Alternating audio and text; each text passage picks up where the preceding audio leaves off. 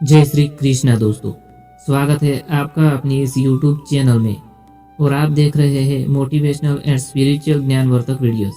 दोस्तों, आज के इस नए वीडियो में हम आपको श्रीमद् भगवद गीता के 7वें अध्याय का अर्थ और सार समझाने वाले हैं, जिसे अच्छे से सुनना और समझना और यह दिव्य ज्ञान अपने दोस्तों के साथ शेयर करें, अपने परिवारजनों के साथ शेयर करें, ताकि भगवान श्री कृष्ण द्वारा कहा गया यह दिव्य ज्ञान उनको भी मिल सके, उनको भी प्राप्त हो सके।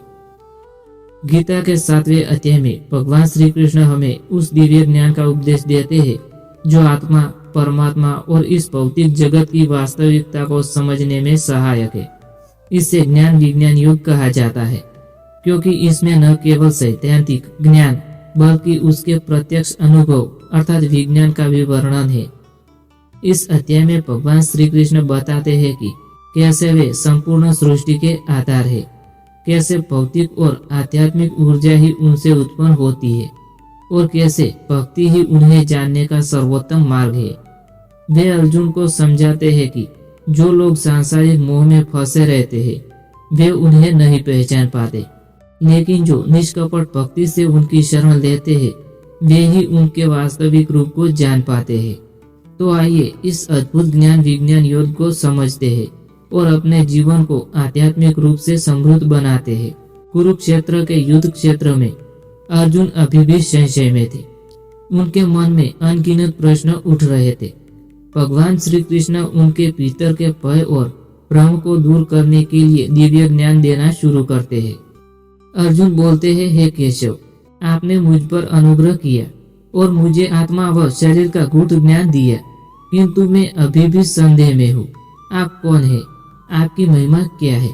आप किस प्रकार इस समस्त ब्रह्मांड में व्याप्त है? कृपया मुझे यह विस्तार से समझाइए। श्री कृष्ण मुस्कुराए और बोले, हे पार्थ, अब मैं तुम्हें एक महान रहस्य बताने जा रहा हूँ। यह ज्ञान और विज्ञान दोनों से परिपूर्ण है। जो इसे जान लेता है उसे इस संसार में और कुछ भी जानने की आवश्यकता नहीं रहती है।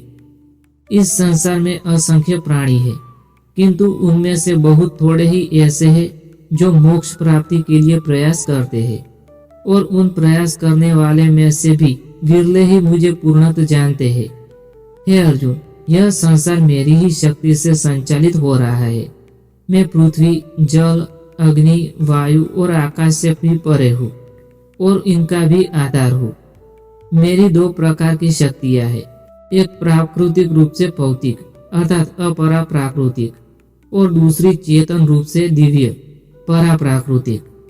समस्त जीव आत्मा मेरी ही परा प्रकृति का अंश है। हे धनंजय, मैं ही जल में स्वाद हूँ, सूर्य और चंद्रमा की ज्योत हूँ, वेदों में आकार हूँ, आकाश में ध्वनि हूँ और मनुष्यों में पुरुषार्थ हूँ। मैं ही पृथ्वी की सुगंध हूँ, अग्नि की ज्वाला हूँ, सभी प्राणियों का जीवन हूँ और सभी तपस्वियों का तप हूँ। अर्जुन को अभी भी यह समझने में कठिनाई हो रही थी। संसार में रहते हुए कोई भगवान को कैसे जान सकता है? उन्होंने प्रश्न किया, हे माधव, यदि आप सर्वत्र है तो फिर लोग आपको क्यों नहीं पहचानते? श्री कृष्ण बोले, हे अर्जुन, मेरी माया बड़ी बलवान है, जो 3 गुणों सत्व, रजस और तम से बनी है। यह माया मेरे सिवाय किसी को पार करने नहीं देती है, लेकिन जो मेरी शरण में आते हैं वे इसे पार कर लेते हैं। जो अज्ञानी और आसुरी स्वभाव वाले होते हैं वे मुझे नहीं पहचानते हैं, लेकिन जो ज्ञानी, भक्त और निष्काम भाव से मुझे प्रेम करने वाले हैं वे मुझे जानते हैं और अंत में मुझ में ही लीन हो जाते हैं। भगवान तक पहुँचने का मार्ग क्या है? हे अर्जुन, 4 प्रकार के भक्त मेरी शरण में आते हैं। पहला है आर्त अर्थात दुखी व्यक्ति, जो अपने कष्टों से मुक्ति पाने के लिए मेरी शरण में आते हैं। दूसरा है अर्थार्थी अर्थात धन चाहने वाला, जो संपत्ति और समृद्धि की प्राप्ति के लिए मेरी पूजा करते हैं। तीसरा है जिज्ञासु, सत्य को जानने की इच्छा रखने वाले, जो सत्य की खोज में मेरी ओर आकर्षित होते हैं। चौथा है ज्ञानी, मुझे ही परम सत्य मानने वाला, जो अनन्य प्रेम में मेरी आराधना करते हैं। इनमें सबसे उत्तम ज्ञानी भक्त है जो केवल मुझे अनुरूप रहते हैं और मेरी भक्ति में लीन रहते हैं। वे मुझसे प्रेम करते हैं और मैं उनसे प्रेम करता हूँ। वे सदा के लिए मेरे मुझ में ही स्थित रहते हैं। श्री कृष्ण का अंतिम उपदेश है। श्री कृष्ण ने आगे कहा, हे अर्जुन, जो मनुष्य अंत समय में मुझे स्मरण करता है वह निश्चित रूप से मुझ में ही आकर स्थिर हो जाता है। जो मेरी भक्ति करता है वह मेरे सानिध्य को प्राप्त करता है। अर्जुन का हृदय अब आनंद और श्रद्धा से भर उठा। उन्होंने श्री कृष्ण के चरणों में सिर झुकाया और बोले, हे गोविंद, अब मेरे सभी संशय समाप्त हो गया है। आपकी भक्ति ही मेरा एकमात्र ध्येय है। श्री कृष्ण ने प्रसन्न होकर अर्जुन को आशीर्वाद दिया और आगे मूढ़ रहस्यों को बताने के लिए तैयार हो गए। इस प्रकार ज्ञान विज्ञान योग का यह उपदेश यहाँ समाप्त होता है।